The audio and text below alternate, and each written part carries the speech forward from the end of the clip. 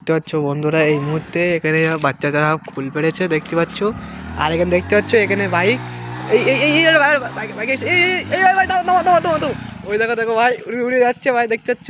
আর টুসকান হলে ভাই এখানে পড়ে যাচ্ছে, দেখো ইট কতটা ইট, এই দেখো ভাই ইটগুলো ফেলে দিচ্ছি আমরা সব, বিপদ হবে এখানে, তো বিপদ হবে ভাই।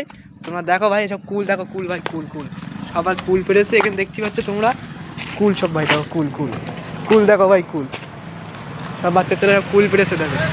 তোমরা ভাই কোন দিক যাচ্ছিলে ভাই? পড়ে আছে ভাই, এখন তো তোমরা এদিক থেকে কোথা থেকে আসছিলেন? এদিক থেকে?